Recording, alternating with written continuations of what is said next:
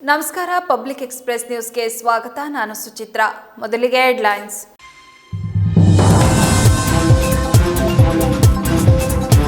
ತಮಿಳುನಾಡಿಗೆ ನೀರು ಬಿಡುವ ವಿಚಾರದಲ್ಲಿ ರಾಜಕೀಯ ಬೇಡ, ಎಲ್ಲರೂ ಒಗ್ಗಟ್ಟಾಗಿ ಕೆಲಸ ಮಾಡಬೇಕು. ಪ್ರತಿಭಟನೆಗೆ ಬೆಂಬಲ, ಆದರೆ ಕರ್ನಾಟಕ ಬಂದ್ ಸೂಕ್ತವಲ್ಲ, ಅದರಿಂದ ರಾಜ್ಯದ ಆರ್ಥಿಕತೆಗೆ ನಷ್ಟ. ರೈತರ ಸಮಸ್ಯೆಗೆ ಸರ್ಕಾರ ತಕ್ಷಣ ಸ್ಪಂದಿಸಬೇಕು. ರಾಜ್ಯ ಸರ್ಕಾರಕ್ಕೆ ಕೇಂದ್ರ ಸಚಿವ ಎಚ್.ಡಿ. ಕುಮಾರಸ್ವಾಮಿ ಸಲಹೆ.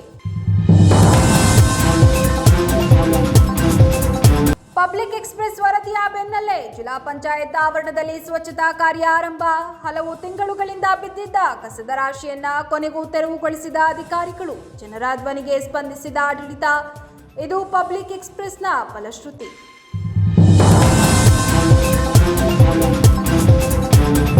ಎತ್ತಿನಹೊಳೆ ಭೂ ಸಂತ್ರಸ್ತರ ಆಕ್ರೋಶ. ನ್ಯಾಯಯುತ ಪರಿಹಾರ ಸಿಗದಿದ್ದರೆ ಉಗ್ರ ಹೋರಾಟದ ಎಚ್ಚರಿಕೆ. 28.5 ಕೋಟಿ ಮಂಜೂರಾದರೂ ರೈತರಿಗೆ ಕೇವಲ 2.5 ಲಕ್ಷವೇ. ಸರ್ಕಾರದ ವಿರುದ್ಧ ತೀವ್ರ ಅಸಮಾಧಾನ.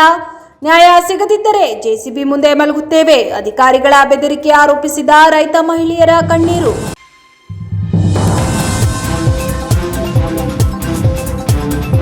ರಾಜ್ಯದಲ್ಲಿ ತೀವ್ರ ಬರ ಪರಿಸ್ಥಿತಿ ನಿರ್ಮಾಣವಾಗಿರುವ ಸಂದರ್ಭದಲ್ಲಿ ಕಾವೇರಿ ಜಲಾನಯನ ಪ್ರದೇಶದ ವಾಸ್ತವ ಸ್ಥಿತಿಯನ್ನ ಪರಿಗಣಿಸದೆ ನೀರು ಬಿಡುಗಡೆಗೆ ಆದೇಶ ನೀಡುವುದು ನ್ಯಾಯ ಸಮ್ಮತವಲ್ಲ ಎಂದು ಕೇಂದ್ರ ಸಚಿವ ಎಚ್.ಡಿ. ಕುಮಾರಸ್ವಾಮಿ ಅಭಿಪ್ರಾಯಪಟ್ಟರು.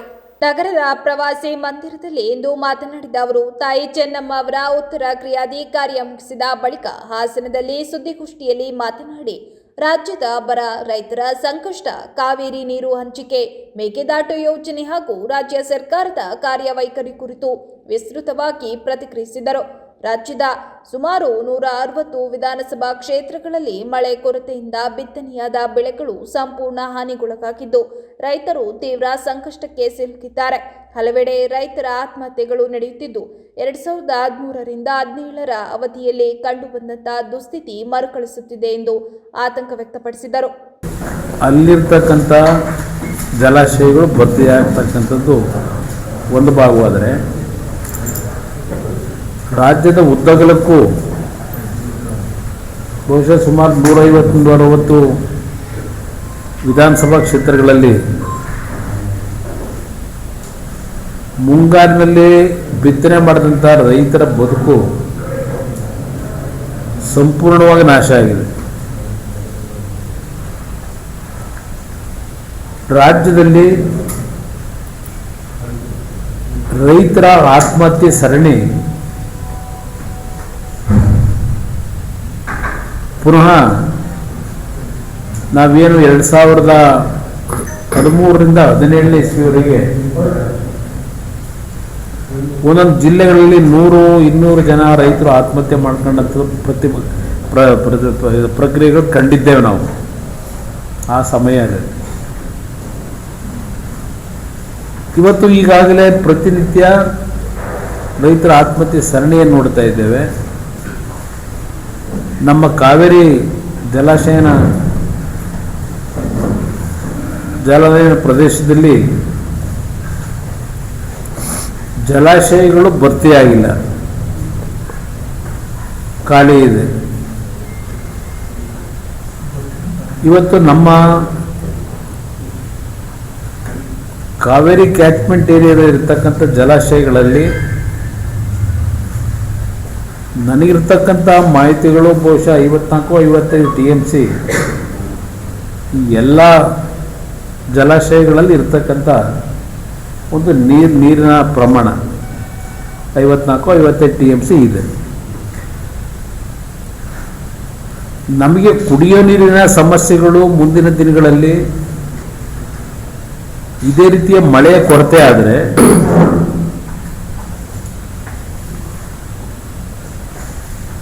ಸಮಸ್ಯೆಗಳಿದೆ ಕುಡಿಯೋ ನೀರಿಗೆ. ಸುದ್ದಿಗೋಷ್ಠಿಯಲ್ಲಿ ಶಾಸಕರಾದ H P. Swaroop, C N. Balakrishna, Bhojegowda, JDS ಪಕ್ಷದ ಮುಖಂಡರಾದ ಬಿದರಕೆರೆ ಜಯರಾಮ್ ಇತರರು ಉಪಸ್ಥಿತರಿದ್ದರು. ಪಬ್ಲಿಕ್ ಎಕ್ಸ್‌ಪ್ರೆಸ್ ವರದಿಗೆ ಫಲ ಸಿಕ್ಕಿದೆ. ಜಿಲ್ಲಾ ಪಂಚಾಯತ್ ಆವರಣದಲ್ಲಿ ಹಲವು ತಿಂಗಳುಗಳಿಂದ ರಾಶಿಯಾಗಿ ಬಿದ್ದಿದ್ದ ಕಸದ ಬಗ್ಗೆ ವರದಿ ಪ್ರಸಾರವಾದ ಬೆನ್ನಲ್ಲೇ ಅಧಿಕಾರಿಗಳು ಎಚ್ಚೆತ್ತುಕೊಂಡು ಸ್ವಚ್ಛತಾ ಕಾರ್ಯ ಕೈಗೊಂಡಿದ್ದಾರೆ. ನಗರದ ಜಿಲ್ಲಾ ಪಂಚಾಯತ್ ಆವರಣದಲ್ಲಿ ಹಲವು ತಿಂಗಳುಗಳಿಂದ ಕಸದ ರಾಶಿ ಬಿದ್ದಿತ್ತು. ಸಾರ್ವಜನಿಕರು ಹಾಗೂ ಸಿಬ್ಬಂದಿಗೆ ತೀವ್ರ ತೊಂದರೆಯಾಗುತ್ತಿತ್ತು. ಈ ಬಗ್ಗೆ ಪಬ್ಲಿಕ್ ಎಕ್ಸ್‌ಪ್ರೆಸ್ ಕನ್ನಡ ವರದಿ ಪ್ರಸಾರ ಮಾಡಿತ್ತು. ವರದಿ ಪ್ರಸಾರ ಮಾಡಿದ ಬೆನ್ನಲ್ಲೇ ಸಂಬಂಧಪಟ್ಟ ಅಧಿಕಾರಿಗಳು ಸ್ಥಳಕ್ಕೆ ಸಿಬ್ಬಂದಿಯನ್ನ ಕಳುಹಿಸಿ ಕಸ ತೆರವುಗೊಳಿಸುವ ಕಾರ್ಯ ಆರಂಭಿಸಿದ್ದಾರೆ. ಸ್ವಚ್ಛತೆ ಕೇವಲ ಅಭಿಯಾನವಾಗಿರುತ್ತೆ. ಪ್ರತಿಯೊಂದು ಸರ್ಕಾರಿ ಕಚೇರಿಯಲ್ಲೂ ನಿರಂತರವಾಗಿ ಪಾಲನೆಯಾಗಬೇಕು ಎಂಬುದು ಸಾರ್ವಜನಿಕರ ಆಗ್ರಹವಾಗಿದೆ. ಮುಂದೆಯೂ ಇಂತಹ ಸಮಸ್ಯೆಗಳು ಮರುಕಳಿಸದಂತೆ ಅಧಿಕಾರಿಗಳು ಶಾಶ್ವತ ಕ್ರಮ ಕೈಗೊಳ್ಳಬೇಕೆಂಬ ಒತ್ತಾಯ ಕೇಳಿಬಂದಿದೆ.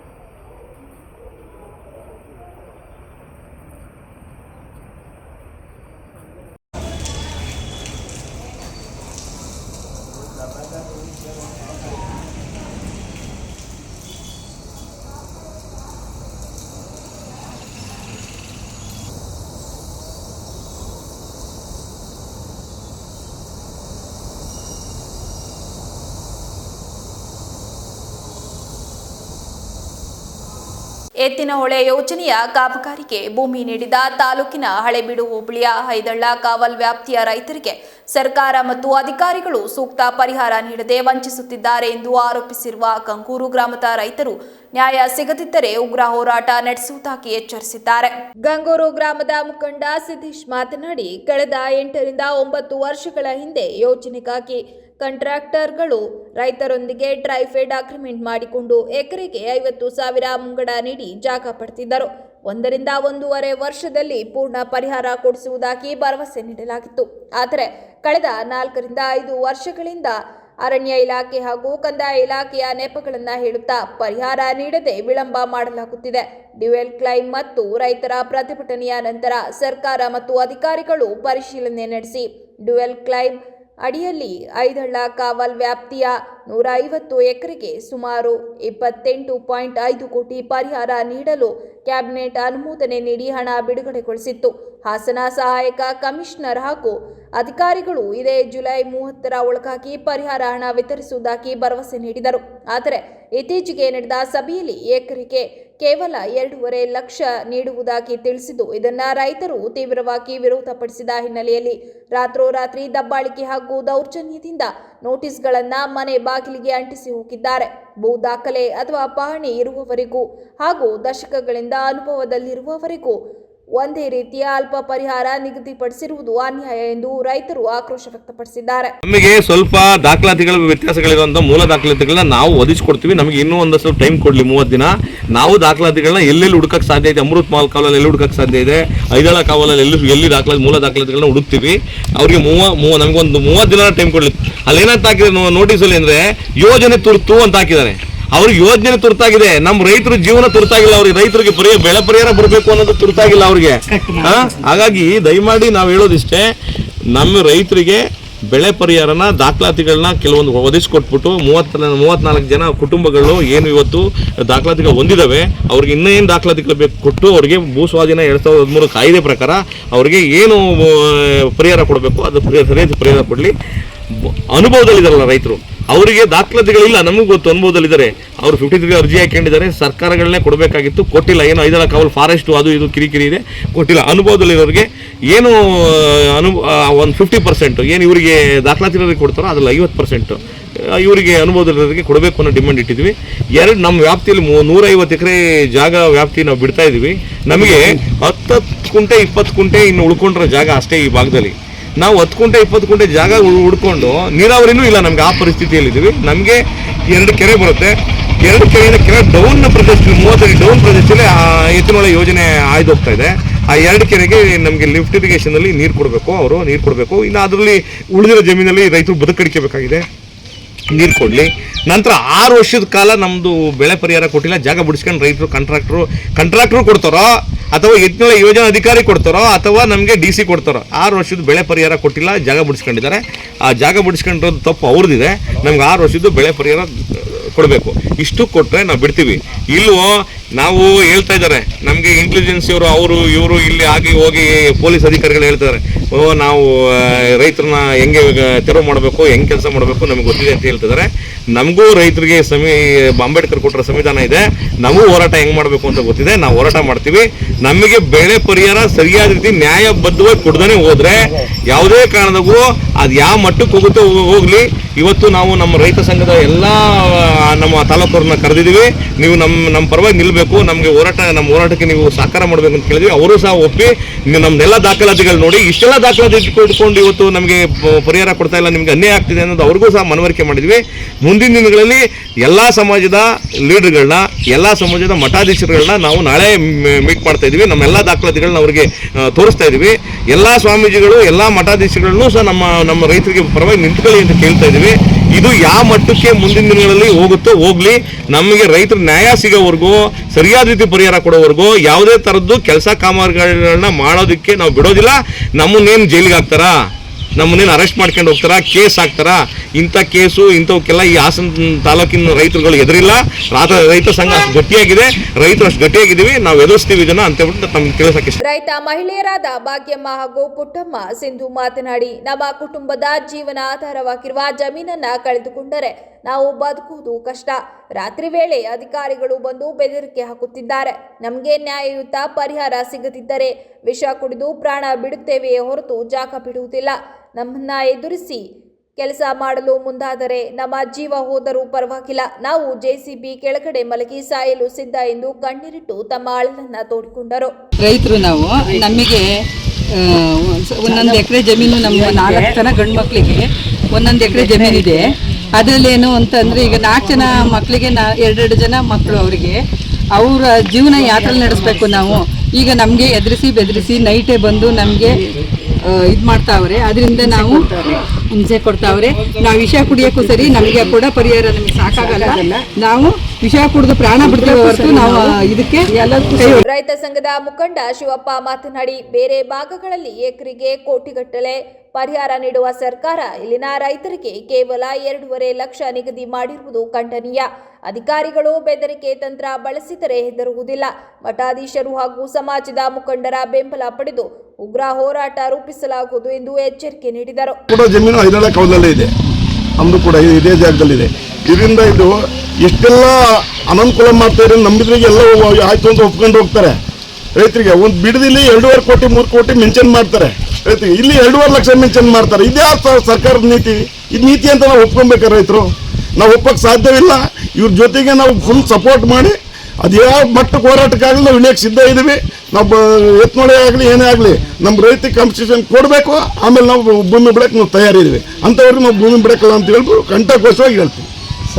ಧಮಕಿ ಹಾಕಿ ಇದು ಮಾಡಿದ್ರೆ ನಾವು ರೈತರು ಅಕಸ್ಮಾತ್ ಆತ್ಮಹತ್ಯೆ ಮಾಡ್ಕೊಳ್ಳೋ ಸ್ಥಿತಿಗೆ ಹೋಗ್ಬೇಕು ಅಂತಂದ್ರೆ ಅವ್ರು ಮಾಡಲೇಬೇಕಾದ್ರೆ ಆತ್ಮಹತ್ಯೆ ರೈತರಿಗೆ ಒಕ್ಕಲೆಬ್ಬಿಸ್ಬೇಕು. ಅವರು ಆತ್ಮಹತ್ಯೆ ಸ್ಥಿತಿಗೆ ಹೋಗ್ಬೇಕು ಅಂದ್ರೆ ಅವ್ರಿಗೆ 8 ಮಕ್ಕಳಿದ್ದಾವೆ ಅನ್ನೋ ರೀತಿ ಆದರೆ ಮಾಡಲಿ.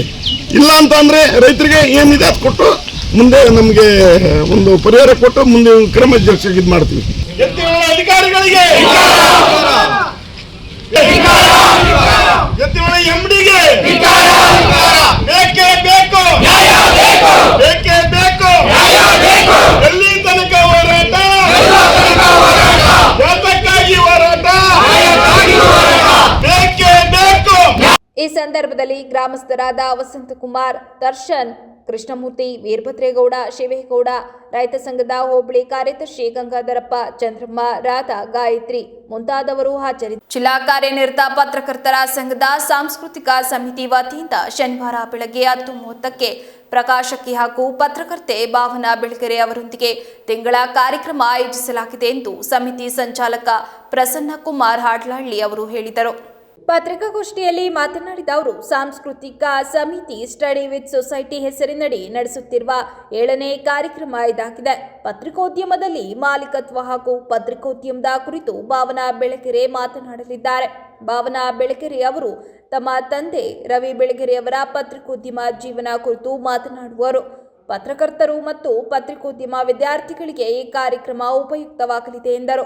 ಉಸ್ತುವಾರಿಯಾದಂಥ ಮದನ್ ಗೌಡರ ಒಂದು ಮಾರ್ಗದರ್ಶನದಲ್ಲಿ ಪ್ರತಿ ತಿಂಗಳು ಯಶಸ್ವಿಯಾಗಿ ಕಾರ್ಯಕ್ರಮಗಳನ್ನು ಮಾಡ್ಕೊಂಡು ಬರ್ತಿದ್ದೇವೆ. ಇದರಿಂದಾಗಿ ಪತ್ರಕರ್ತರಿಗೆ ಇವತ್ತಿನ ಪ್ರಚಲಿತ ವಿದ್ಯಮಾನಗಳ ಬಗ್ಗೆ ಅವರಿಗೆ ಒಂದು ನಾಲೆಡ್ಜು ಹೆಚ್ಚಾಗೋದ್ರ ಜೊತೆಗೆ ಇವತ್ತಿನ ಪತ್ರಿಕೋದ್ಯಮದ ಸವಾಲುಗಳು ಸೇರಿದಂತೆ ಹಲವು ವಿಚಾರಗಳನ್ನು ಪ್ರತಿ ತಿಂಗಳ ಕಾರ್ಯಕ್ರಮದಲ್ಲಿ ಪತ್ರಕರ್ತರಿಗೆ ಹಾಗೂ ಪತ್ರಿಕೋದ್ಯಮ ವಿದ್ಯಾರ್ಥಿಗಳಿಗೆ ವಿಚಾರಗಳನ್ನು ತಲುಪಿಸುವ ಮೂಲಕ ಅವರಲ್ಲಿ ಒಂದು ಹೆಚ್ಚಿನ ಶಕ್ತಿ ಪತ್ರಿಕೋದ್ಯಮದ ಕುರಿತಂತೆ ಒಂದಷ್ಟು ಹೆಚ್ಚುವರಿ ಜ್ಞಾನ ಉಂಟಾಗುವಂತೆ ಕಾರ್ಯಕ್ರಮವನ್ನು ಆಯೋಜನೆ ಮಾಡ್ತಾ ಇದ್ದೀವಿ ಹಾಸನ ಜಿಲ್ಲಾ ಪತ್ರಕರ್ತರ ಸಂಘದಿಂದ. ಅದರ ಮುಂದುವರೆದ ಭಾಗವಾಗಿ ಈ ತಿಂಗಳು ನಾಳೆ ವಿಶೇಷವಾದ ಕಾರ್ಯಕ್ರಮವನ್ನು ಹಮ್ಮಿಕೊಂಡಿದ್ದೇವೆ. ವಿಶೇಷ ಅತಿಥಿಯನ್ನು ಹಾಸನ ಜಿಲ್ಲಾ ಕಾರ್ಯನಿರತ ಪತ್ರಕರ್ತರ ಸಂಘಕ್ಕೆ ಆಹ್ವಾನಿಸಿದ್ದೇವೆ. ವಿತ್ ಸೊಸೈಟಿ ಇದೊಂದು ವಿನೂತನವಾದ ಕಾರ್ಯಕ್ರಮ. ಈಗಾಗಲೇ ಹೇಳದಂತೆ ನಮ್ಮ ಹಾಸನ ಜಿಲ್ಲಾ ಕಾರ್ಯನಿರತ ಪತ್ರಕರ್ತರ ಸಂಘದ ಈ ಸ್ಟಡಿ ವಿತ್ ಸೊಸೈಟಿ ಕಲಿಕೆಯ ತಾಣ ಈಗಾಗಲೇ ಇಡೀ ರಾಜ್ಯಾದ್ಯಂತ ಒಂದು ಒಳ್ಳೆಯ ಹೆಸರನ್ನು ಮಾಡಿದೆ. ಅದರ ಮುಂದುವರೆದ ಭಾಗವಾಗಿ ಅಂದರೆ 7ನೇ ಕಾರ್ಯಕ್ರಮವಾಗಿ ಸತತವಾಗಿ 7ನೇ ಕಾರ್ಯಕ್ರಮವಾಗಿ ಮೊದಲ ಶನಿವಾರ ಅಂದರೆ ಆಗಸ್ಟ್ 1ನೇ ತಾರೀಕು ಬೆಳಿಗ್ಗೆ 10ವರೆಗೆ ಈ ಬಾರಿಯ ಸಂಪನ್ಮೂಲ ವ್ಯಕ್ತಿ ಹಾಯ್ ಬೆಂಗಳೂರು ಮತ್ತು ಓ ಮನಸ್ಸೆ ಪತ್ರಿಕೆಯ ಸಂಪಾದಕಿ ಮತ್ತು ಭಾವನಾ ಪ್ರಕಾಶನ ಅಂದರೆ ರವಿ ಬೆಳಗೆರೆ ಅವರ ಪುಸ್ತಕಗಳ ಭಾವನಾ ಪ್ರಕಾಶನ ಇದೆಲ್ಲ ಪ್ರಕಾಶನದ ಇದು ಮಾಲಕಿಯಾದಂಥ ಭಾವನಾ ಬೆಳಗೆರೆ ಅವರು ಬರ್ತಾ ಇದ್ದಾರೆ. ಭಾವನಾ ಬೆಳಗೆರೆ ಅವರು ಬಂದು ಕಥನಗಾರಿಕೆ ಮತ್ತು ಬರವಣಿಗೆ ಇದರ ಕುರಿತಾಗಿ ನಮ್ಮ ಜೊತೆ ವಿಷಯಗಳನ್ನು ಹಂಚಿಕೊಳ್ಳಿದ್ದಾರೆ. ಹಾಯ್ ಬೆಂಗಳೂರು ಹಾಗೂ ಓ ಮನಸ್ಸೆ ರವಿ ಬೆಳಗೆರೆ ಮುಖಾಂತರ ಈಗಾಗಲೇ ಸಾಕಷ್ಟು ದೊಡ್ಡ ಸಂಚಲನವನ್ನು ನಮ್ಮ ಪತ್ರಿಕೋದ್ಯಮದಲ್ಲಿ ಮೂಡಿಸಿರೋದನ್ನು ನಾವು ಈಗಾಗಲೇ ನೋಡಿದ್ದೀವಿ. ಭಾವನಾ ಬೆಳಗೆರೆಯವರು ಬಹಳ ಮುಖ್ಯವಾಗಿ ಅವರ ತಂದೆಯವರ ಕುರಿತಾಗಿ ಮತ್ತು ಅವರ ತಂದೆಯವರು ಒಬ್ಬ ಮಾಲೀಕನಾಗಿ ಒಬ್ಬ ಸಂಪಾದಕನಾಗಿ ಮತ್ತೊಬ್ಬ ಸೃಜನಶೀಲ ಪತ್ರಕರ್ತನಾಗಿ ಹೇಗೆ ಕೆಲಸ ಮಾಡಿದ್ರು ಅನ್ನೋದ್ರ ಬಗ್ಗೆ ನಮ್ಮ ಜೊತೆ ಸಂವಾದ ಮಾಡಲಿಕ್ಕಿದ್ದಾರೆ. ಅದು ಕಾರ್ಯನಿರತ ಪತ್ರಕರ್ತರ ಆಗಿರ್ತಕ್ಕಂಥ ನಮಗೆ ಹಾಗೂ ಈಗಾಗಲೇ ವಿದ್ಯಾಭ್ಯಾಸ ಮಾಡ್ತಾ ಇರ್ತಕ್ಕಂಥ ಪತ್ರಿಕೋದ್ಯಮ ವಿಭಾಗದಲ್ಲಿ ಓದ್ತಾ ಇರ್ತಕ್ಕಂಥ ವಿದ್ಯಾರ್ಥಿಗಳಿಗೆ ಭಾಳಷ್ಟು ಅನುಕೂಲ ಆಗ್ತಾ ಇದೆ. ಈ ಹಿಂದೆ ಇದೇ ಕಾರಣಕ್ಕೋಸ್ಕರ 6 ಕಾರ್ಯಕ್ರಮಗಳನ್ನು ಮಾಡಿದ್ದೀವಿ. ಅದಕ್ಕೆ ಅಪರಾಧ ಸುದ್ದಿ ವಿಭಾಗದ ಕುರಿತಂತೆ ಸಹ ಕಾರ್ಯಕ್ರಮ ಮಾಡಿದ್ದೀವಿ, ಮಾಹಿತಿ ಹಕ್ಕಿಗೆ ಕುರಿತಂತೆ ಕಾರ್ಯಕ್ರಮಗಳನ್ನು ಮಾಡಿದ್ದೀವಿ, ಅಂಕಣಕಾರರಿಗೆ ಅನುಕೂಲ ಆಗ್ತಕ್ಕಂಥ ಬರಹಗಾರರಿಗೆ ಅನುಕೂಲ ಆಗ್ತಕ್ಕಂಥ ಕಾರ್ಯಕ್ರಮಗಳನ್ನು ಮಾಡಿದ್ದೀವಿ. ಈಗ ಸತತವಾಗಿ 7ನೇ ಕಾರ್ಯಕ್ರಮ ಇವಾಗ ಒಂದು ಮಾಲೀಕತ್ವ ಮತ್ತು ನಮ್ಮ ಪತ್ರಿಕಾ ವಲಯದ ನಡುವೆ ಇರತಕ್ಕಂಥದ್ರ ಬಗ್ಗೆನೂ ಕೂಡ ಅವ್ರು ಗಡಿಸ್ತಿರ್ತಾರೆ. ಅದರ ಜೊತೆಗೆ ಜನಪ್ರಿಯವಾಗಿರ್ತಕ್ಕಂಥ ಪತ್ರಿಕೋದ್ಯಮ ಜನಗಳ ನಡುವೆ ಹೆಂಗೆ ಕೆಲಸ ಮಾಡುತ್ತೆ ಅನ್ನೋದ್ರ ಬಗ್ಗೆ ಕೂಡ ಭಾವನಾ ಬೆಳಗೆರೆ ಅವರು ತಮ್ಮ ಅನುಭವದ ಮುಖಾಂತರ ನಮ್ಮ ಮುಂದೆ ವಿಚಾರ ಪ್ರಸ್ತುತಪಡಿಸ್ತಾರೆ. ಈ ಕಾರ್ಯಕ್ರಮಕ್ಕೆ ಎಲ್ಲ ಪತ್ರಿಕಾ ಮಿತ್ರಗಳಿಗೆ, ಎಲ್ಲ ತಾಲೂಕು ಘಟಕದ ಅಧ್ಯಕ್ಷರುಗಳಿಗೆ, ಪದಾಧಿಕಾರಿಗಳಿಗೆ, ಎಲ್ಲ ಜಿಲ್ಲೆಯ ಎಲ್ಲ ಸಮಸ್ತ ಪತ್ರಕರ್ತರಿಗೆ ಮತ್ತು ಹಾಸನ ಜಿಲ್ಲೆಯಲ್ಲಿ ಪತ್ರಿಕೋದ್ಯಮ ವಿಭಾಗದಲ್ಲಿ ಓದ್ತಾ ಇರ್ತಕ್ಕಂಥ ಎಲ್ಲ ವಿದ್ಯಾರ್ಥಿ ಸಮುದಾಯಕ್ಕೂ ಕೂಡ ಕಾರ್ಯಕ್ರಮಕ್ಕೆ ಬರಬೇಕು ಅಂತ ಈ ಮುಖಾಂತರ ಆಹ್ವಾನ ಕೊಡ್ತಾ ಇದ್ದೀವಿ. ಪತ್ರಿಕಾಗೋಷ್ಠಿಯಲ್ಲಿ ಸಂಘದ ಕಾರ್ಯದರ್ಶಿ ಹರೀಶ್, ಸಾಂಸ್ಕೃತಿಕ ಸಮಿತಿ ಪದಾಧಿಕಾರಿಗಳಾದ ಸಿಆರ್ ನವೀನ್, ಪ್ರಕಾಶ್, ಮಲ್ಲಿಕಾರ್ಜುನ ಕೊಚ್ಚರಗಿ, ಮೋಹನ್ ಕಣ್ತೂರು ಇತರರು ಉಪಸ್ಥಿತರಿದ್ದರು. ಆಲೂರು ತಾಲೂಕಿನ ಬರ್ತವಳ್ಳಿ ಗ್ರಾಮ ಪಂಚಾಯಿತಿ ವ್ಯಾಪ್ತಿಗೆ ಸೇರಿದ ಅಗಸರಹಟ್ಟಿ ಗ್ರಾಮದ ರಸ್ತೆ ಒತ್ತುವರಿಯಾಗಿದ್ದು, ಇದನ್ನ ಬಿಡಿಸಿಕೊಟ್ಟು ಸುಗಮ ಸಂಚಾರಕ್ಕೆ ಅನುಕೂಲ ಮಾಡಿಕೊಡಬೇಕೆಂದು ಒತ್ತಾಯಿಸಿ ಗ್ರಾಮಸ್ಥರು ಇಂದು ತಾಲೂಕು ಕಚೇರಿ ಮುಂದೆ ಧಿಕ್ಕಾರ ಕೂಗಿ ಪ್ರತಿಭಟನೆ ನಡೆಸಿದರು. ಈ ಪ್ರತಿಭಟನೆಯಲ್ಲಿ ಗ್ರಾಮಸ್ಥರಾದ ಕಾಂತರಾಜು ಮಾತನಾಡಿ, ಮಾವನೂರಿನಿಂದ ಅಗಸರಹಟ್ಟಿ ಗ್ರಾಮಕ್ಕೆ ಸಂಪರ್ಕ ಕಲ್ಪಿಸುವ ಸರ್ವೆ ನಂಬರ್ 25ರ ಮಣ್ಣಿನ ರಸ್ತೆ ಜಾಗವನ್ನು ಕೆಲ ವ್ಯಕ್ತಿಗಳು ಒತ್ತುವರಿ ಮಾಡಿಕೊಂಡು ವಾಹನ ಸಂಚಾರಕ್ಕೆ ಅಡಚಣೆ ಮಾಡುತ್ತಿದ್ದು, ದನ ಕರುಗಳು ಹಾಗೂ ಊರಿನ ಜನರು ಓಡಾಡದಂತೆ ಕಿರುಕುಳ ನೀಡುತ್ತಿದ್ದಾರೆ.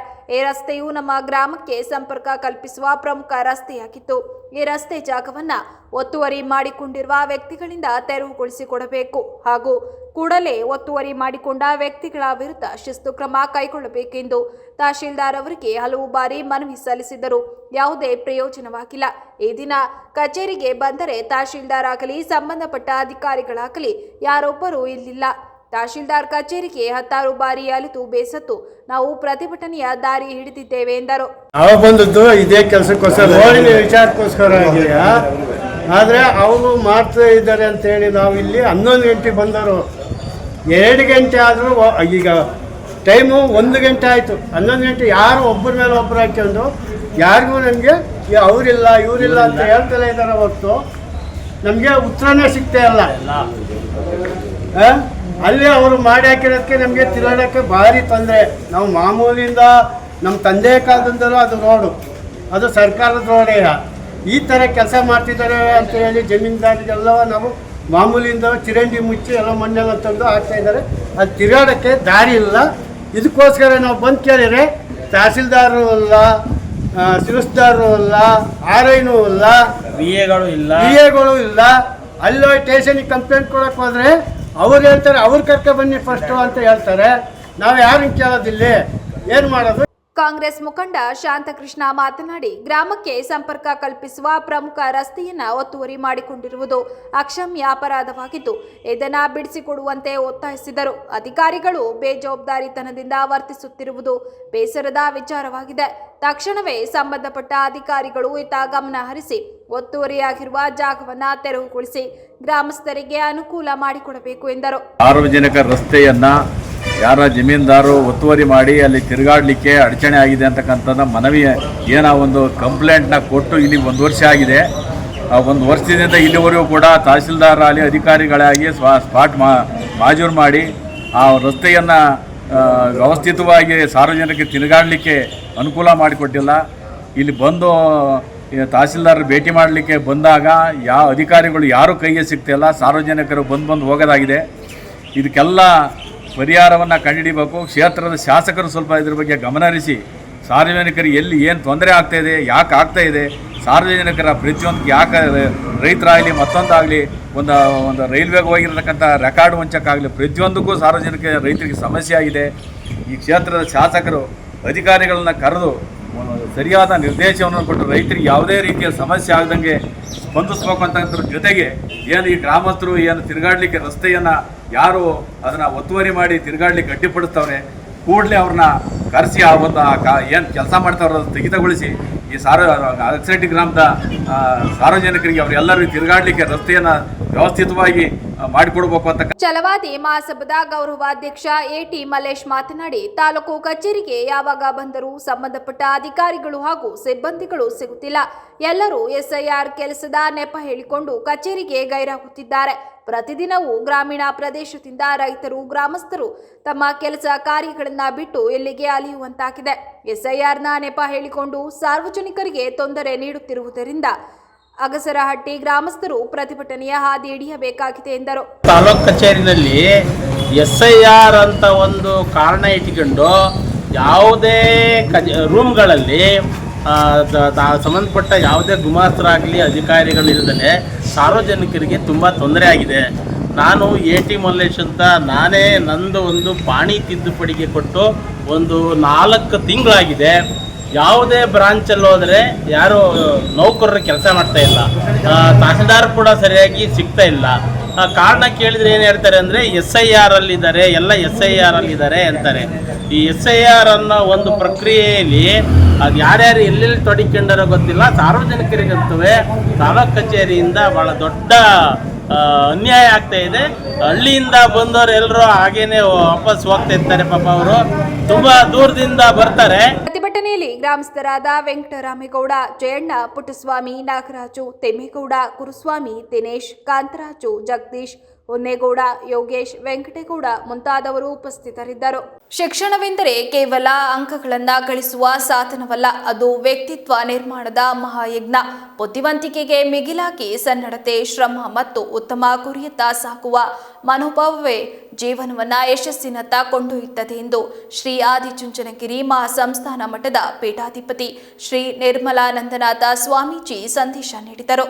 ನಗರದ ಹಾಸನಾಂಬ ಕಲಾಕ್ಷೇತ್ರದಲ್ಲಿ ಶ್ರೀರಂಗ ಶಿಕ್ಷಣ ಸಂಸ್ಥೆ ಹಾಗೂ ಬ್ರಿಲಿಯಂಟ್ ಪದವಿ ಪೂರ್ವ ಕಾಲೇಜು ವತಿಯಿಂದ ಆಯೋಜಿಸಿದ್ದ ಗುರುವಂದನೆ ಮತ್ತು ಸಂವಾದ ಕಾರ್ಯಕ್ರಮವನ್ನು ಜ್ಯೋತಿ ಬೆಳಗಿಸುವ ಮೂಲಕ ಉದ್ಘಾಟಿಸಿ ಆಶೀರ್ವಚನ ನೀಡಿದ ಅವರು, ವಿದ್ಯಾರ್ಥಿಗಳ ಬದುಕಿನ ಮೌಲ್ಯಗಳು, ಶಿಕ್ಷಣದ ಮಹತ್ವ ಹಾಗೂ ಆಧ್ಯಾತ್ಮಿಕ ಚಿಂತನೆಯ ಕುರಿತು ಪ್ರೇರಣಾದಾಯಕ ಸಂದೇಶ ನೀಡಿದ ಅವರು, ಸೃಷ್ಟಿಯಲ್ಲಿರುವ ಪ್ರತಿಯೊಂದು ಜೀವಿಯಲ್ಲೂ ಪ್ರಜ್ಞೆ ಅಡಗಿದ್ದು ಆ ಪ್ರಜ್ಞೆಯನ್ನು ಸರಿಯಾದ ದಿಕ್ಕಿನಲ್ಲಿ ಬೆಳೆಸಿಕೊಳ್ಳುವುದು ಅತ್ಯಗತ್ಯ. ಜ್ಞಾನ ಹೆಚ್ಚಾದಂತೆ ಬೆಳಕು ದೊರೆಯುತ್ತದೆ. ಆದರೆ ಅದೇ ಜ್ಞಾನವನ್ನು ತಪ್ಪು ದಿಕ್ಕಿನಲ್ಲಿ ಬಳಸಿದರೆ ಸಮಾಜಕ್ಕೆ ಅನಾಹುತವು ಉಂಟಾಗಬಹುದು ಎಂದರು. ನಿಜದ ಅರ್ಥದಲ್ಲಿ ಭವಿಷ್ಯ ಕಟ್ಕೊಳ್ಬೇಕಾದ್ರೆ ನಾವು ಎಷ್ಟೋ ಬಾರಿ ನಮಗಿಲ್ಲದ ಕಳಕಳಿ, ಕನ್ಸರ್ನ್ ಅಪ್ಪ ಅಮ್ಮಂದ್ರಿಗೆ ಇರ್ತದೆ. ನಮ್ಮ ಗುರುಗಳು ಮಾತು ಹೇಳೋರು ದೊಡ್ಡವರು, ಜಗತ್ತಿನ ಇತಿಹಾಸದಲ್ಲಿ ವಿಕಾಸದ ಒಂದು ಪ್ರಕ್ರಿಯೆಯಲ್ಲಿ ಲೇಟೆಸ್ಟ್ ಕ್ರಿಯೇಷನ್ ಯಾರು ಗೊತ್ತಾ? Who is the latest creation among the concept of the creation and the concept of the evolution? ನಿಮ್ಗೆ ಅದು ಗೊತ್ತಿಲ್ಲ.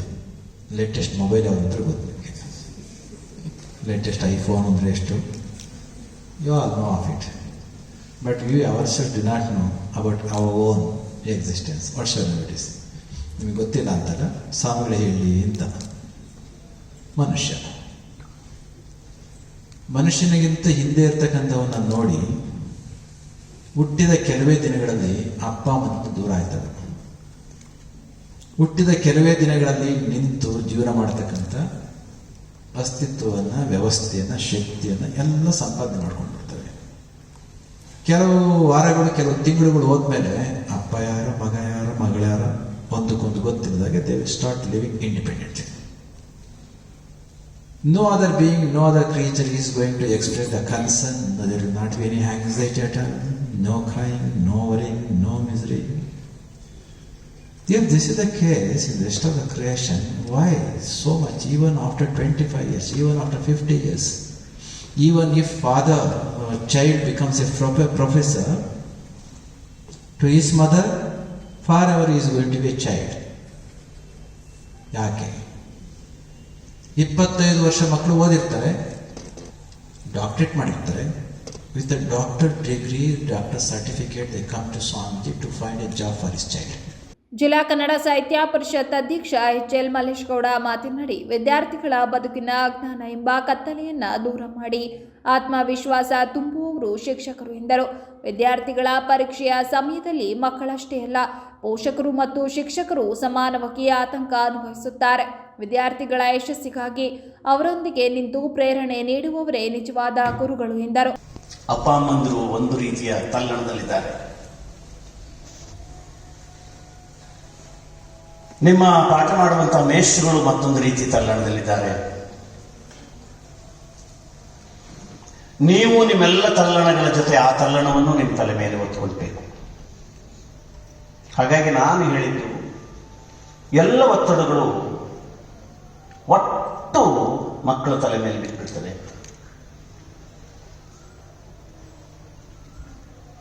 ನೀವು ಈಗ 2ನೇ PUC ಓದ್ತಿದ್ದೀರಿ ಅಂತ ಅಂದ್ರೆ ಬರೀ ನೀವು ಮಾತ್ರ ಓದ್ತಿಲ್ಲ, ನಿಮ್ಮ ತಂದೆ ತಾಯಿಗಳು ಓದ್ತಿದ್ದಾರೆ. ನೀವು CET ಎಕ್ಸಾಮ್ ಬರೆಯೋಕೆ ಇನ್ಸ್ಟಿಟ್ಯೂಷನ್ ಒಳಗೆ ಹೋಗಿರ್ತೀರಿ, PUC ಎಕ್ಸಾಮ್ ಬರೆಯೋಕೆ ಸಂಸ್ಥೆಯ ಒಳಗೆ ಸೇರ್ಕೊಂಡಿರ್ತೀರಿ. ಹೊರಗಡೆ ಕಾಂಪೌಂಡಿದ ಹೊರಗಡೆ ನಿಮ್ಮ ಅಪ್ಪ ಅಮ್ಮಂದಿರ ತಲ್ಲಣವನ್ನ, ತವಕವನ್ನ, ಆತಂಕವನ್ನ ನೋಡೋಕ್ಕಾಗಲ್ಲ. ಶತಪಥ ತಿರುಗ್ತಿರ್ತಾರೆ, ಹೊರಕ್ಕೆ ಬರೋ ನಿಮ್ಮನ್ನೇ ಕಾಯ್ತಿರ್ತಾರೆ. ಬರುವಾಗ ನಿಮ್ಮ ಮುಖ ಹೇಗಿರ್ತದೆ ಅನ್ನೋದು ನೋಡಬೇಕು ಅನ್ನುವಂಥ ನಿರೀಕ್ಷೆಯಲ್ಲಿರ್ತಾರೆ. ನೀವು ನಗುನಗ್ತಾ ಬಂದ್ಬಿಟ್ರೆ ಅವ್ರಿಗೆ 90 ಭಾಗ ಸಮಾಧಾನ ಆಗಿಬಿಡ್ತದೆ. ಇನ್ನು 10 ಭಾಗ ನೀವು ಬಾಯಿ ಬಿಟ್ಟು ಹೇಳೋದನ್ನ ಕಾಯ್ತಿರ್ತಾರೆ, ಚೆನ್ನಾಗಿ ಮಾಡಿದ್ದೀನಿ ಅಂತ ಹೇಳೋದನ್ನ. ಅಂದರೆ ಪರೀಕ್ಷೆ ನೀವು ಮಾತ್ರ ಬರಿತಾ ಇಲ್ಲ, ನಿಮ್ಮ ತಂದೆ ತಾಯಿಗಳು ಬರೀತಿದ್ದಾರೆ, ನಿಮ್ಮ ಮೇಷ್ಟ್ರುಗಳು ಬರೀತಿದ್ದಾರೆ. ಕಾರ್ಯಕ್ರಮದಲ್ಲಿ ಕ್ಷೇತ್ರದ ಶಾಸಕ ಎಚ್.ಪಿ. ಸ್ವರೂಪ್, ನಗರಸಭೆ ಮಾಜಿ ಅಧ್ಯಕ್ಷ ಹಾಗೂ ಸಂಸ್ಥೆಯ ಕಾರ್ಯದರ್ಶಿ ಎಚ್.ಎಸ್. ಅನಿಲ್ ಕುಮಾರ್, ಶ್ರೀ ಆದಿಚುಂಚನಗಿರಿ ಹಾಸನ ಕೊಡಗು ಶಾಖಾ ಮಠದ ಮಠಾಧೀಶರಾದ ಶಂಭುನಾಥ ಸ್ವಾಮೀಜಿ, ಶಿಕ್ಷಣ ಸಂಸ್ಥೆಯ ಅಧ್ಯಕ್ಷೆ ಬಿ. ಲಲಿತಾ ಪ್ರಕಾಶ್, ಕಾಲೇಜಿನ ಪ್ರಾಂಶುಪಾಲರಾದ ಜವರಾಜೇಗೌಡ, ಪುಷ್ಪಾ, ನವೀನ್, ನಯನ ಸೇರಿದಂತೆ ಶಿಕ್ಷಕರು, ವಿದ್ಯಾರ್ಥಿಗಳು ಇತರರು ಉಪಸ್ಥಿತರಿದ್ದರು. ಇಂದಿನ ಸ್ಪರ್ಧಾತ್ಮಕ ಯುಗದಲ್ಲಿ ಕೇವಲ ಪದವಿ ಪಡೆದರೆ ಸಾಕಾಗುವುದಿಲ್ಲ. ಕೌಶಲ ಅಭಿವೃದ್ಧಿ, ಪ್ರಾಯೋಗಿಕ ಜ್ಞಾನ ಹಾಗೂ ಉತ್ತಮ ಸಂವಹನ ಕೌಶಲ್ಯ ಹೊಂದಿದ್ದರೆ ಮಾತ್ರ ಉದ್ಯೋಗ ಕ್ಷೇತ್ರದಲ್ಲಿ ಯಶಸ್ಸು ಸಾಧಿಸಲು ಸಾಧ್ಯ ಎಂದು ಹಾಸನದ ನೌಕಿಸ್ ಇಂಜಿನಿಯರಿಂಗ್ ಕಾಲೇಜಿನ ಪ್ರಾಂಶುಪಾಲರಾದ ಡಾಕ್ಟರ್ ಸಂಜಯ್ ಪಾಂಡೆ ಎಂಬಿ ಅಭಿಪ್ರಾಯಪಟ್ಟರು. ಕಾಲೇಜಿನಲ್ಲಿ ನಡೆದ ಪತ್ರಿಕಾಗೋಷ್ಠಿಯಲ್ಲಿ ಮಾತನಾಡಿದ ಅವರು, ಉದ್ಯಮ ಕ್ಷೇತ್ರದ ಅಗತ್ಯಗಳಿಗೆ ಅನುಗುಣವಾಗಿ ವಿದ್ಯಾರ್ಥಿಗಳು ತಮ್ಮ ಕೌಶಲ್ಯಗಳನ್ನು ಬೆಳೆಸಿಕೊಳ್ಳಬೇಕು ಎಂದರು. ಇಂಜಿನಿಯರಿಂಗ್ ವಿದ್ಯಾರ್ಥಿಗಳಿಗೆ ಸ್ಟೈಪೆಂಡ್, ಇಂಟರ್ನ್ಶಿಪ್, ಚಿಪ್ ಡಿಸೈನ್ ಸೇರಿದಂತೆ ಹಲವು ಅತ್ಯಾಧುನಿಕ ತಂತ್ರಜ್ಞಾನ ಕ್ಷೇತ್ರಗಳಲ್ಲಿ ಉತ್ತಮ ಅವಕಾಶಗಳು ಲಭ್ಯವಿದ್ದು ವಿದ್ಯಾರ್ಥಿಗಳು ಇವುಗಳ ಸದುಪಯೋಗ ಪಡೆದುಕೊಳ್ಳಬೇಕು ಎಂದು ಸಲಹೆ ನೀಡಿದರು. ಪಿಯುಸಿ ನಂತರ ವಿದ್ಯಾರ್ಥಿಗಳು ಸೂಕ್ತ ಮಾರ್ಗದರ್ಶನದೊಂದಿಗೆ ತಮ್ಮ ಆಸಕ್ತಿ ಮತ್ತು ಸಾಮರ್ಥ್ಯಕ್ಕೆ ತಕ್ಕ ಕೋರ್ಸ್ ಆಯ್ಕೆ ಮಾಡಿಕೊಳ್ಳುವುದು ಅತ್ಯಂತ ಮುಖ್ಯ. ಎಂಜಿನಿಯರಿಂಗ್ ಶಿಕ್ಷಣ ಭವಿಷ್ಯದಲ್ಲಿ ಉತ್ತಮ ಉದ್ಯೋಗ ಅವಕಾಶಗಳನ್ನು ಕಲ್ಪಿಸುವ ಪ್ರಮುಖ ಕ್ಷೇತ್ರವಾಗಿದೆ ಎಂದು ಅವರು ಹೇಳಿದರು. ಇಲ್ಲಿ ಯಾವುದೇ ಡಿಗ್ರಿನ ಕಮ್ಮಿ ಇಲ್ಲ ಜಾಸ್ತಿ ಅಂತ ಹೇಳ್ತಾ ಇಲ್ಲ. ಇವಾಗ ನಾವು BSc BCom ಮಾಡಿದ್ರೆ ಬರುವಂಥ ಇಶ್ಯೂಸು, ಇಂಜಿನಿಯರಿಂಗ್ ಮಾಡಿದ್ರೆ ಬರುವಂಥ ಇಶ್ಯೂಸು, ಇದಿಷ್ಟನ್ನು ತಗೊಂಡು ಸುಮಾರು ಒಂದು 5 ಪಾಯಿಂಟ್ ಅಂತಂದರೆ 5 ಪ್ಯಾರಾಮೀಟರ್ಸ್ ಅಂತ ನಾವು ತೊಗೊಂಡ್ರೆ ಒಂದು ಸ್ಕಿಲ್ ಏನೇನು ಕಲಿತಾರೆ. ಇವಾಗ ಇಂಜಿನಿಯರಿಂಗ್ ಮಾಡಿದಾಗ ಅವ್ರಿಗೆ ಬರೋಂಥ ಸ್ಕಿಲ್ಗಳು ಏನಿರ್ತದೆ, ಅದೇ ಸಿಲೆಬಸ್ ಅಂತ ನಾವು ಅವ್ರಿಗೇನು ಟೀಚಿಂಗ್ ಮಾಡ್ತೀವಿ ಅದು ಯಾವುದಾದ್ರು ಇರ್ತದೆ.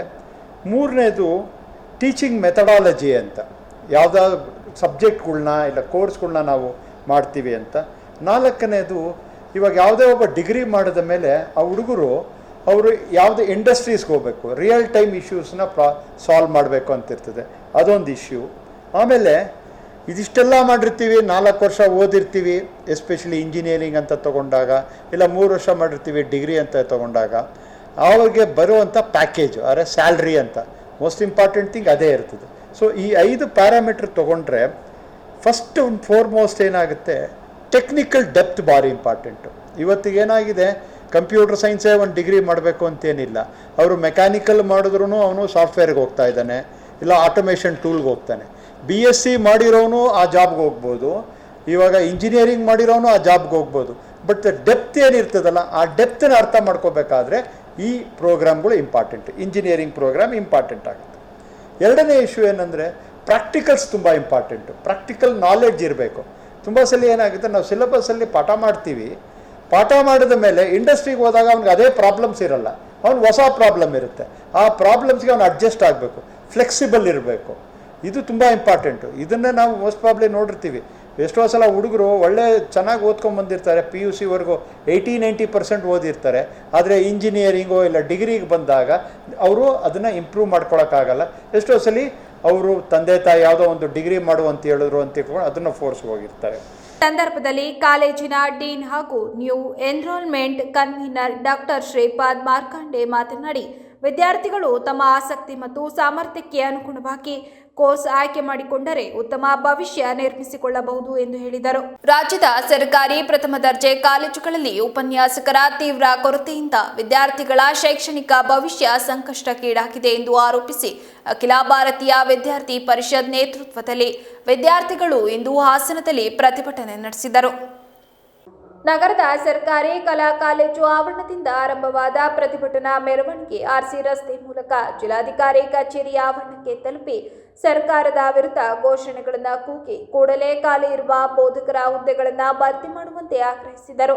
ಈ ವೇಳೆ ಮಾತನಾಡಿದ ABVP ಜಿಲ್ಲಾ ಸಂಚಾಲಕ ವರುಣ್ ಪುರಾಣಿಕ್, ರಾಜ್ಯದಲ್ಲಿ 430ಕ್ಕೂ ಹೆಚ್ಚು ಸರ್ಕಾರಿ ಪ್ರಥಮ ದರ್ಜೆ ಕಾಲೇಜುಗಳಿದ್ದು ಅತಿಥಿ ಉಪನ್ಯಾಸಕರ ನೇಮಕಾತಿಯ ವಿಳಂಬ ಹಾಗೂ ಕಾಯಂ ಬೋಧಕರ ಕೊರತೆಯಿಂದ ಶಿಕ್ಷಣ ವ್ಯವಸ್ಥೆ ಸಂಪೂರ್ಣ ಹದಗೆಟ್ಟಿದೆ ಎಂದು ಆರೋಪಿಸಿದರು. ಜೂನ್ ಜುಲೈನಲ್ಲಿ ಕಾಲೇಜುಗಳು ಆರಂಭವಾದರೂ BA, BCom, BBA, BCA ಸೇರಿದಂತೆ ವಿವಿಧ ಕೋರ್ಸ್ಗಳ ಪ್ರಮುಖ ವಿಷಯಗಳಿಗೆ ಬೋಧಕರೇ ಇಲ್ಲದ ಪರಿಸ್ಥಿತಿ ನಿರ್ಮಾಣವಾಗಿದೆ. ಪರಿಣಾಮ ವಿದ್ಯಾರ್ಥಿಗಳು ತರಗತಿಗಳಿಂದ ವಂಚಿತರಾಗುತ್ತಿದ್ದು ಸರ್ಕಾರಿ ಕಾಲೇಜುಗಳ ಫಲಿತಾಂಶವು ಕುಸಿಯುತ್ತಿದೆ ಎಂದರು. ಅತಿಥಿ ಉಪನ್ಯಾಸಕರು ನೇಮಕಾತಿ ಆಗದಲೇ ಇರೋ ಕಾರಣ ಒಂದು ದೊಡ್ಡ ಮಟ್ಟದ ಪ್ರತಿಭಟನೆ ಹಮ್ಮಿಕೊಂಡಿದ್ದೀವಿ.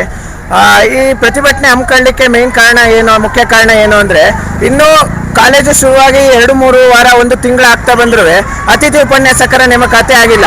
ಇದೇ ರೀತಿ ಆದರೆ ಗೌರ್ಮೆಂಟ್ ಕಾಲೇಜ್ಗೆ ಬರ್ತಕ್ಕಂಥವ್ರು ಮಧ್ಯಮ ವರ್ಗ ಹಾಗೂ ಕೆಳ ಮಧ್ಯಮ ವರ್ಗದ ವಿದ್ಯಾರ್ಥಿಗಳು. ಆಗಲೇ ಪ್ರೈವೇಟ್ ಇನ್ಸ್ಟಿಟ್ಯೂಷನ್ಸಲ್ಲಿ ಆಗಲೇ ಅರ್ಧ ಪಾಠಗಳಾಗಿ ಅವ್ರಿಗೆ ಎಕ್ಸಾಮ್ಸ್ ನಡೀತಿದೆ. ಪ್ರತಿ ವರ್ಷ ಈ ಸರ್ಕಾರದ್ದು ಇದೆ ಹಣೆಬಾರ. ಇನ್ನೇನು ಎಕ್ಸಾಮ್ಗೆ 1 ವಾರ 2 ವಾರ ಇರಂಗೆ ಅತಿಥಿ ಉಪನ್ಯಾಸಕರು ನೇಮಕಾತಿ ಮಾಡಿ ಮತ್ತೆ ಎಕ್ಸಾಮನ್ನು ಪೋಸ್ಟ್ಪೋನ್ ಮಾಡುವ ಕೆಲಸ ಪ್ರತಿ ವರ್ಷ ಈ ಸರ್ಕಾರ ಮಾಡ್ಕೊಂಡು ಬಂದಿದೆ. ಇದನ್ನು ABVP ತೀವ್ರವಾಗಿ ಖಂಡಿಸುತ್ತದೆ. ಇದೇ ರೀತಿ ಮುಂದುವರೆದು ಆಗಸ್ಟ್ 10ರ ಒಳಗೆ ಅತಿಥಿ ಉಪನ್ಯಾಸಕರು ನೇಮಕಾತಿ ಆಗಿಲ್ಲ ಅಂದರೆ ದೊಡ್ಡ ಮಟ್ಟದಲ್ಲಿ ಪ್ರತಿಭಟನೆ ಮಾಡಬೇಕಾಗುತ್ತದೆ.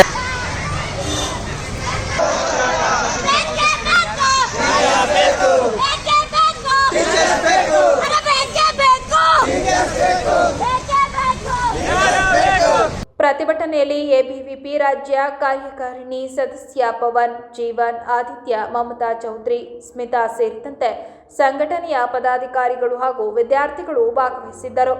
ಕಾವೇರಿ ನೀರು ನಿಯಂತ್ರಣ ಸಮಿತಿ ತಮಿಳುನಾಡಿಗೆ ಕಾವೇರಿ ನೀರು ಬಿಡುಗಡೆ ಮಾಡುವಂತೆ ನೀಡಿರುವ ಆದೇಶವನ್ನು ವಿರೋಧಿಸಿ ಬಿಜೆಪಿ ವತಿಯಿಂದ ಕೆಆರ್ಎಸ್ ಅಣೆಕಟ್ಟೆ ಬಳಿ ಬೃಹತ್ ಪ್ರತಿಭಟನೆ ಹಾಗೂ ಮುತ್ತಿಗೆ ಕಾರ್ಯಕ್ರಮ ನೆರವೇರಿತು.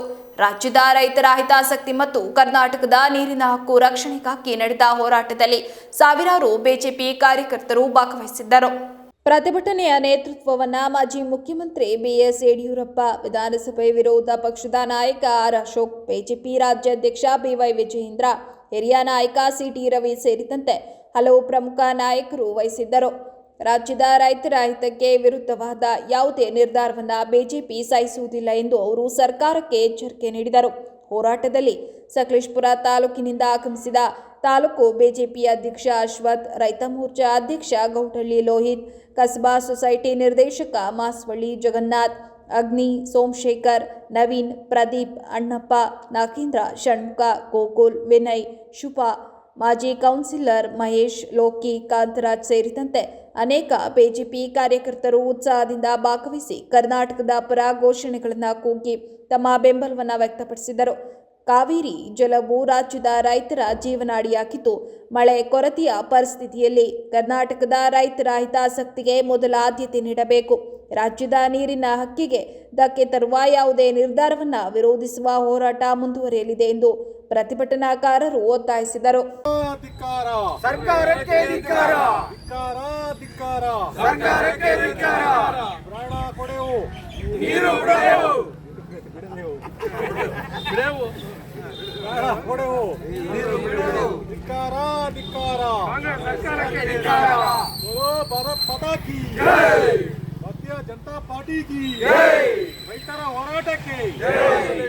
ಕರ್ನಾಟಕ ಪ್ರದೇಶ ಕಾಂಗ್ರೆಸ್ ಸಮಿತಿ ಕಾರ್ಮಿಕ ವಿಭಾಗದ ರಾಜ್ಯ ಕಾರ್ಯಕಾರಿಣಿಯ 79ನೇ ಸಭೆ ಶನಿವಾರ ಬೆಳಗ್ಗೆ ಹಾಸನದಲ್ಲಿ ನಡೆಯಲಿದ್ದು, ರಾಜ್ಯದ ವಿವಿಧ ಜಿಲ್ಲೆಗಳಿಂದ ಕಾರ್ಮಿಕ ಘಟಕದ ಪದಾಧಿಕಾರಿಗಳು ಹಾಗೂ ಮುಖಂಡರು ಭಾಗವಹಿಸಲಿದ್ದಾರೆ ಎಂದು ಕಾಂಗ್ರೆಸ್ ಕಾರ್ಮಿಕ ಘಟಕದ ಜಿಲ್ಲಾಧ್ಯಕ್ಷ ಹೇಮಂತ್ ಕುಮಾರ್ ತಿಳಿಸಿದರು.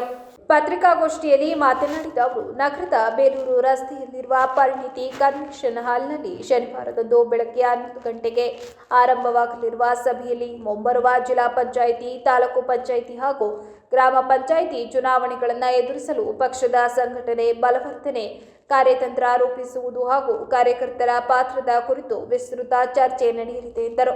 ಇದರ ಜೊತೆಗೆ ಗ್ರೇಟರ್ ಬೆಂಗಳೂರು ಪ್ರಾಧಿಕಾರ ಚುನಾವಣೆಗೆ ಸಂಬಂಧಿಸಿದ ರಾಜಕೀಯ ಬೆಳವಣಿಗೆಗಳು, ಕಾರ್ಮಿಕ ಇಲಾಖೆಯ ವಿವಿಧ ಕಲ್ಯಾಣ ಯೋಜನೆಗಳ ಅನುಷ್ಠಾನ, ಅಸಂಘಟಿತ ಕಾರ್ಮಿಕರಿಗೆ ಸರ್ಕಾರದ ಸೌಲಭ್ಯಗಳನ್ನು ಪರಿಣಾಮಕಾರಿಯಾಗಿ ತಲುಪಿಸುವ ಮಾರ್ಗೋಪಾಯಗಳು ಹಾಗೂ ಕಾರ್ಮಿಕ ಸಂಘಟನೆಗಳನ್ನು ಮತ್ತಷ್ಟು ಬಲಪಡಿಸುವ ವಿಚಾರಗಳು ಸಭೆಯ ಪ್ರಮುಖ ಅಜೆಂಡಾಗಳಾಗಿವೆ ಎಂದರು. ಕಾರ್ಮಿಕರ ಒಂದು ಏನು ಇಲಾಖೆಯ ಸೌಲಭ್ಯಗಳು ಇದೆ, ಅದು ಜನಗಳಿಗೆ ಯಾಕಾಗ್ತದೆ, ಅದನ್ನು ಹೇಗೆ ಮಾಡಬೇಕು ಅನ್ನೋದ್ರ ಬಗ್ಗೆ ಚರ್ಚೆ ಮಾಡಬೇಕು ಅಂತಲೇ ಪ್ರತಿ ತಿಂಗಳು ಸಹ ಒಂದೊಂದು ಜಿಲ್ಲೆಯಲ್ಲಿ ಒಂದು ಕಾರ್ಯಕಾರಿಣಿಯನ್ನು ಮಾಡ್ತಾರೆ ರಾಜ್ಯ ಕಮಿಟಿಗಳು. ಅದೇ ರೀತಿ ಈ ತಿಂಗಳು ಆಗಸ್ಟ್ 1ನೇ ತಾರೀಕು ನಮ್ಮ ಹಾಸನ ಜಿಲ್ಲೆಯಲ್ಲಿ ಏರ್ಪಾಡು ಮಾಡಿದ್ದಾರೆ. ಅದರ ನೇತೃತ್ವನ ನಾನು ಜಿಲ್ಲಾಧ್ಯಕ್ಷನಾಗಿ ನಾನೇ ವಹಿಸ್ಕೊಂಡಿದ್ದೀನಿ. ಹಾಗಾಗಿ ಈ ಒಂದು ಸಭೆಯ ಪೂರ್ವವಾಗಿ ಒಂದು ಮಾಧ್ಯಮಗೋಷ್ಠಿ ಮಾಡಬೇಕು ಅಂತ ನಮಗೆ ರಾಜ್ಯ ಕಮಿಟಿ ನಮಗೆ ಆದೇಶ ಇದ್ದರಿಂದ ನಾವು ನಿಮ್ಮ ಪತ್ರಿಕಾಗೋಷ್ಠಿಯಲ್ಲಿ ಕಾಂಗ್ರೆಸ್ ಕಾರ್ಮಿಕ ಘಟಕದ ಮುಖಂಡರಾದ ರವಿಚಂದ್ರ, ಪ್ರದೀಪ್, ಲೋಕೇಶ್ ಇತರರು ಉಪಸ್ಥಿತರಿದ್ದರು. ಸಕಲೇಶಪುರ ಪಟ್ಟಣದಲ್ಲಿ ಮಳೆ ಬಂದರೆ ಸಾಕು, ರಸ್ತೆ ಮೇಲೆ ನೀರು ನಿಲ್ಲುವುದು ಸಾಮಾನ್ಯ ದೃಶ್ಯವಾಗಿದೆ. ಚರಂಡಿಗಳು ವಿವಿಧೆಡೆ ಬ್ಲಾಕ್ ಆಗಿರುವುದರಿಂದ ಸಾರ್ವಜನಿಕರು ನಿತ್ಯ ಸಂಕಷ್ಟ ಅನುಭವಿಸುತ್ತಿದ್ದಾರೆ. ಈ ಬಗ್ಗೆ ಸಾಮಾಜಿಕ ಕಾರ್ಯಕರ್ತ ಸೈಯದ್ ಇದ್ರಿಸ್ ತೀವ್ರ ಆಕ್ರೋಶ ವ್ಯಕ್ತಪಡಿಸಿದ್ದಾರೆ. ಸಕಲೇಶಪುರ ಪಟ್ಟಣದ ಹಲವು ಪ್ರದೇಶಗಳಲ್ಲಿ ಚರಂಡಿಗಳು ಮುಚ್ಚಿಕೊಂಡಿರುವ ಪರಿಣಾಮ ಮಳೆ ನೀರು ಸರಾಗವಾಗಿ ಹರಿಯದೆ ರಸ್ತೆ ಮೇಲೆಯೇ ನಿಲ್ಲುತ್ತಿದೆ. ಇದರಿಂದ ವಾಹನ ಸವಾರರು ಹಾಗೂ ಪಾದಚಾರಿಗಳು ಪ್ರತಿದಿನ ತೊಂದರೆ ಅನುಭವಿಸುತ್ತಿದ್ದಾರೆ. ಈ ಕುರಿತು ಹಲವು ಬಾರಿ ಪುರಸಭೆಗೆ ದೂರು ನೀಡಿದರೂ ಯಾವುದೇ ಶಾಶ್ವತ ಪರಿಹಾರ ದೊರೆತಿಲ್ಲ ಎಂದು ಸಾಮಾಜಿಕ ಕಾರ್ಯಕರ್ತ ಸೈಯದ್ ಇದ್ರಿಸ್ ಆರೋಪಿಸಿದ್ದಾರೆ. ಕಳೆದ ವರ್ಷ ಚರಂಡಿ ಸ್ವಚ್ಛತೆಗೆ ಲಕ್ಷಾಂತರ ರೂಪಾಯಿ ವೆಚ್ಚ ಮಾಡಿ ಬಿಲ್ ಮಾಡಲಾಗಿದೆ ಎನ್ನಲಾಗುತ್ತಿದೆ. ಆದರೆ ನೆಲಮಟ್ಟದಲ್ಲಿ ಯಾವುದೇ ಪರಿಣಾಮ ಕಾಣಿಸುತ್ತಿಲ್ಲ ಎಂದು ಅವರು ಪ್ರಶ್ನಿಸಿದ್ದಾರೆ. ಮಳೆ ನೀರು ಸರಾಗವಾಗಿ ಹರಿಯುವಂತೆ ಎಲ್ಲ ಡ್ರೈನೇಜ್ ಹಾಗೂ ಚರಂಡಿಗಳನ್ನು ಕೂಡಲೇ ಸ್ವಚ್ಛಗೊಳಿಸಿ ಸಾರ್ವಜನಿಕರ ಸಮಸ್ಯೆಗೆ ಶಾಶ್ವತ ಪರಿಹಾರ ಕಲ್ಪಿಸಬೇಕು ಎಂದು ಅವರು ಪುರಸಭೆ ಅಧಿಕಾರಿಗಳನ್ನು ಒತ್ತಾಯಿಸಿದ್ದಾರೆ. ಈ ಇಡೀ ವರ್ಷ ಬಾಯಿ ಬಡ್ಕೊಂಡು ಸಕಲೇಶಪುರದ ಮುನ್ಸಿಪಾಲ್ಟಿಗೆ ನಾವು ಬಾಯಿ ಬಡ್ಕೊಂಡು ಇಡೀ ವರ್ಷ ಎಲ್ಲ ವಾರ್ಡಿಂದು ಚಿರಂಡಿದು ಬ್ಲಾಕ್ಗಳನ್ನು ತೆಗೀರಿ ಅಂತ ಹೇಳಿ ನಮಗೆ ಸಾಕಾಗಿದೆ ಹೇಳಿ ವರ್ಷ ಇದೇ ಸಮಸ್ಯೆ ಆಗುತ್ತೆ. ನೋಡಿ ನೀರು ಬರ್ತಾ ಇದೆ, ಇದೆಲ್ಲ ಚಿರಂಡಿ ಎಷ್ಟೋ ವರ್ಷಗಳಾಗಿದೆ. ಇವ್ರು ಹೋದ ವರ್ಷ ಏನೋ ತೆಗೆದ್ಬಿಟ್ಟು ಲಕ್ಷಾಂತರ ರೂಪಾಯಿ ಬಿಲ್ ಮಾಡಿ ಜನ 5 ಲಕ್ಷ 4 ಲಕ್ಷ ಅಂತ ಹೇಳ್ತಾರೆ. ಜನಗಳ ದುಡ್ಡು ವೇಸ್ಟ್ ಮಾಡ್ತಾರೆ, ಕೆಲಸನೂ ಇಲ್ಲಿ ಸರಿ ಮಾಡಲ್ಲ. ದಯವಿಟ್ಟು ಮುನ್ಸಿಪಾಲ್ಟಿ ಅವ್ರು ನೋಡಿ, ಮತ್ತೆ ಮಳೆಗಾಲ ಬಂತು, ಮತ್ತೆ ನಾವು ಮುಂದಿನ ಮಳೆಗಾಲವರೆಗೂ ಬಡ್ಕೊಳ್ಳೋದೇ ಅಷ್ಟೇ. ಯಾಕಂದರೆ ಇಲ್ಲಿ ಸಮಸ್ಯೆ ಕ್ಲಿಯರ್ ಆಗಲ್ಲ, ಜನಗಳದ್ದು ಸಮಸ್ಯೆ ಯಾವುದು ಇಲ್ಲಿ ಕ್ಲಿಯರ್ ಆಗಲ್ಲ. ಇವರು ಲಕ್ಷ ಬಿಲ್ ಕಲೆಕ್ಟ್ ಮಾಡ್ತಾರೆ, ಬಿಟ್ಬಿಡ್ತಾರೆ. ಇದಕ್ಕೆ ಸೂಕ್ತ ಪರಿಹಾರ ಮತ್ತು ಎಲ್ಲ ವಾರ್ಡಿಂದ ಬ್ಲಾಕ್ಗಳನ್ನು ತೆಗೀರಿ ಅಂತ ಹೇಳಕ್ಕೆ ಇಷ್ಟಪಡ್ತೀನಿ. ನಾವು ನೋಡ್ಬೋದು ಇಲ್ಲಿ ರಸ್ತೆಯಲ್ಲಿ ಇಲ್ಲೆಲ್ಲ ನೀರು ನಿಂತಿದೆ. ಶಾಸಕರು ಬರ್ತಾರೆ, ಮುನ್ಸಿಪಾಲ್ಟಿ ಅವರು ಬರ್ತಾರೆ, ಎಲ್ಲ ಬಂದು ನೋಡಿಕೊಂಡು ಶೋ ಮಾಡಿಕೊಂಡು ಜನಗಳಿಗೆ ಸಮಸ್ಯೆ ಪರಿಹಾರ ಆಗಲ್ಲ. ದಯವಿಟ್ಟು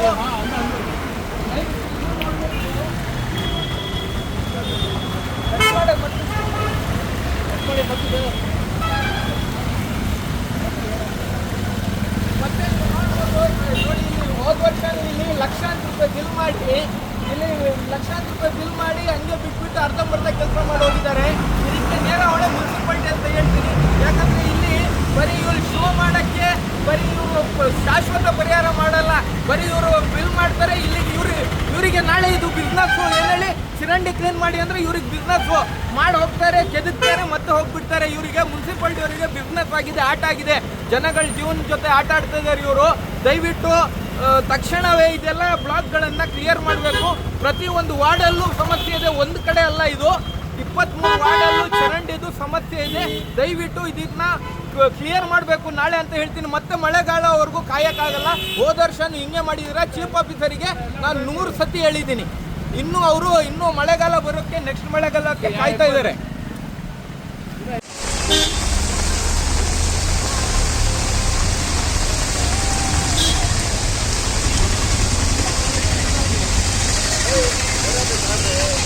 ಅಲ್ಲ ಇಲ್ಲ ತೋನು. ಕೊನೆಯಲ್ಲಿ ಮತ್ತೊಮ್ಮೆ ಹೆಡ್ಲೈನ್ಸ್.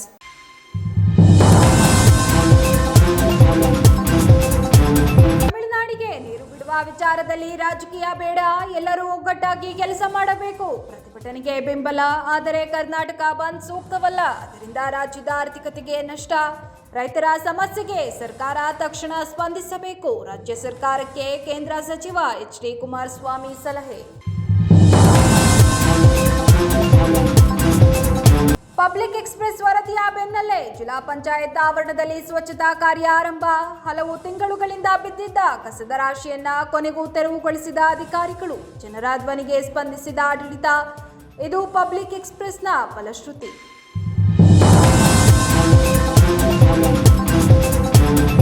ಎತ್ತಿನಹೊಳೆ ಭೂ ಸಂತ್ರಸ್ತರ ಆಕ್ರೋಶ. ನ್ಯಾಯಯುತ ಪರಿಹಾರ ಸಿಗದಿದ್ದರೆ ಉಗ್ರ ಹೋರಾಟದ ಎಚ್ಚರಿಕೆ. 28.5 ಕೋಟಿ ಮಂಜೂರಾದರೂ ರೈತರಿಗೆ ಕೇವಲ 2.5 ಲಕ್ಷವೇ. ಸರ್ಕಾರದ ವಿರುದ್ಧ ತೀವ್ರ ಅಸಮಾಧಾನ. ನ್ಯಾಯ ಸಿಗದಿದ್ದರೆ ಜೆಸಿಬಿ ಮುಂದೆ ಮಲಗುತ್ತೇವೆ. ಅಧಿಕಾರಿಗಳ ಬೆದರಿಕೆ ಆರೋಪಿಸಿದ ರೈತ ಮಹಿಳೆಯರ ಕಣ್ಣೀರು.